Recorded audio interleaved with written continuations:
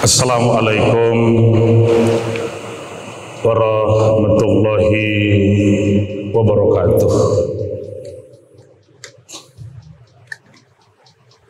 Alhamdulillahi rabbil alamin.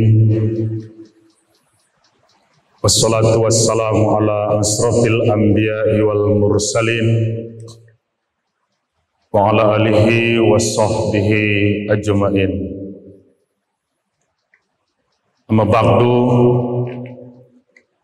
Bapak dan Ibu kaum muslimin jemaah salat zuhur yang dirahmati Allah.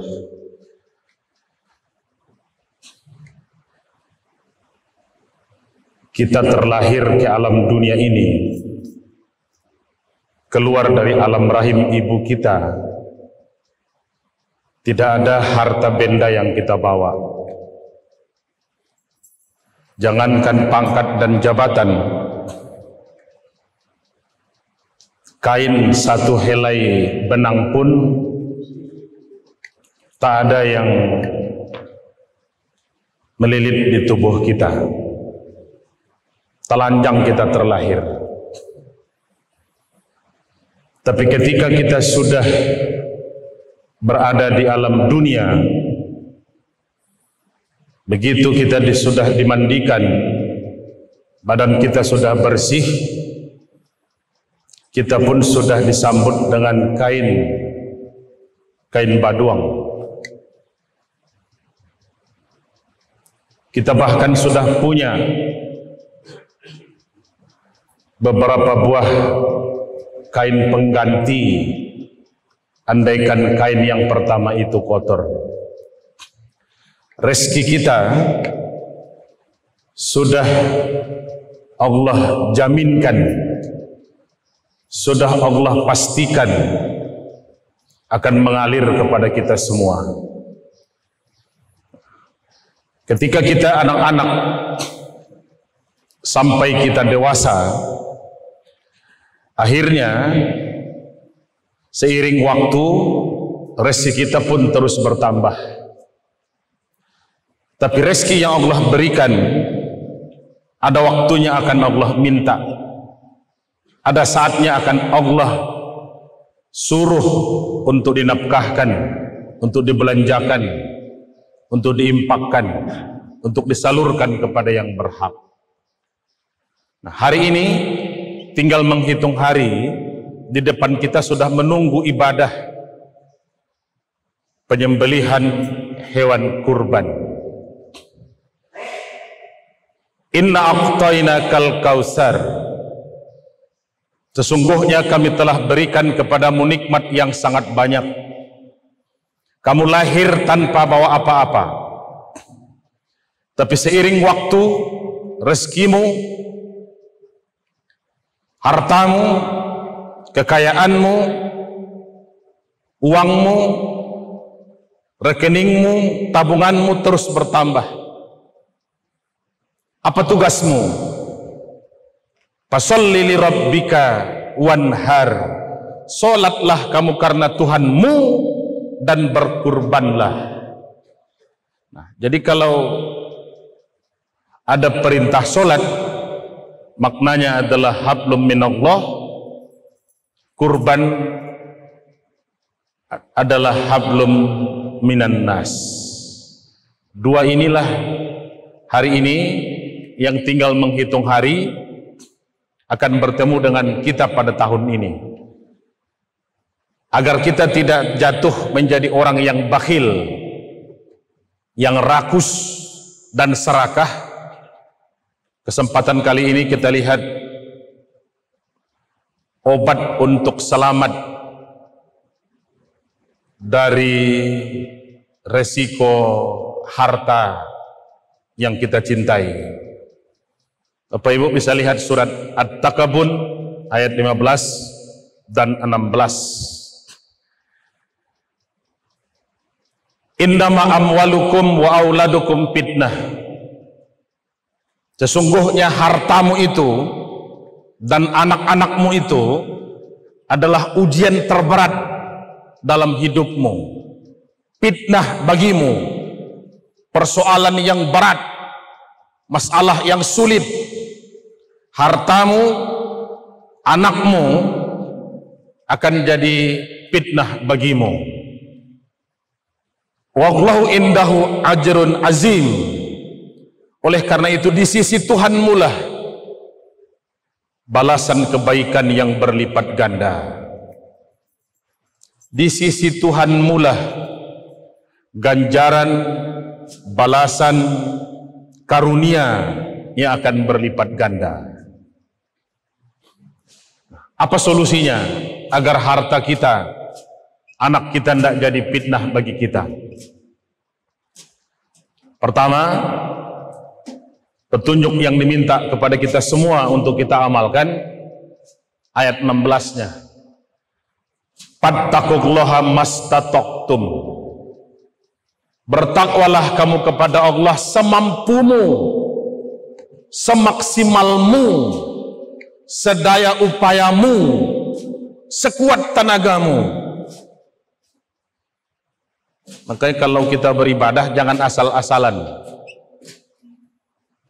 Bapak Ibu, ingat kisah kurban yang pertama dahulu. Anak Nabi Adam, Kabil dan Habil. Kabil ketika disuruh berkurban, dia enggan. Hatinya terpaksa. Dia tidak tulus. Apa yang dia buat? Dia pilih hasil pertaniannya, tanamannya, buah-buahan yang sedang panen, tapi yang paling busuk, yang paling rusak, yang tidak akan bisa untuk dimanfaatkan. Mana tanamannya yang berbuah, yang tidak selera dia, yang tidak bagus, yang lisui, yang kecil, itulah yang disiapkannya untuk kurban. Apa bedanya dengan yang dibuat oleh Habil? Dari seluruh ternaknya, dari seluruh hewan piaraannya, dia pilih kibas yang paling gemuk, yang paling sehat, yang paling dia sayang, yang paling bagus. Itulah yang disiapkannya untuk kurban. Apa kemudian hasilnya? Bapak Ibu kan tahu sama dengannya. Kurban pertama di muka bumi antara dua anak Nabi Adam, Kabil dan Habil, satu Allah terima, tapi justru yang satu Allah tolak. Yang asal, yang setengah hati, yang terpaksa, yang tidak tulus, rupanya Allah tidak ridho. Fattaqullaha mastataqtum. Bertakwa kamu kepada Allah semampumu, sekuat tenagamu, semaksimalmu, sekuat tenaga dan daya upayamu. Makanya kalau memilih kurban, usahakanlah pilih yang terbaik, jangan yang asal. Itu makanya kurban ada syarat-syarat khusus. Tidak boleh yang cacat, harus cukup umur, bukan yang buta matanya, bukan yang pincang kaki sapi dan kambingnya, bukan yang sedang sakit hewan kurbannya, tapi ada syarat khusus untuk itu. Yang kedua, apa yang diminta dalam ayat ini? Kalau kita mau selamat, wasma'u, banyaklah kamu mendengar, mengajilah, wiridlah, ikutilah tausiah, belajarlah, dengarlah sejarah. Banyak orang yang kaya justru tidak selamat di akhir hayatnya, diperbudak oleh hartanya. Banyak orang yang bergelimang harta justru sia-sia pada akhirnya. Harta digunakan tidak untuk seperti yang Allah minta. Wasma'u, banyak kamu mendengar. Sudah ada kisah tentang Korun. Ada kisah tentang Sa'labah, ada kisah-kisah orang-orang yang tambah kaya tambah rakus, tambah kaya tambah serakah, tambah kaya tambah tamak, tambah kaya tambah sampilik karyang, tambah kaya tambah baretong, diperbudak oleh hartanya. Apalagi yang diminta? Yang ketiga, kalau kita mau selamat, wa'atiu, taatilah olehmu. Karena itu biasanya kalau Rasulullah dahulu memerintahkan para sahabat, ucapan dan jawaban mereka sama. Sami'na wa ata'na. Kami dengar dan kami patuhi. Ayat ini minta seperti itu. Mendengarlah kamu dulu, mengertilah kamu dulu, paham kamu dulu tentang harta itu seperti apa risikonya. Wa'atiu, barulah taatilah perintah Tuhanmu. Sami'na wa ata'na. Bapak Ibu, kita sebenarnya punya risiko yang cukup besar itu. Apa kata Rasul?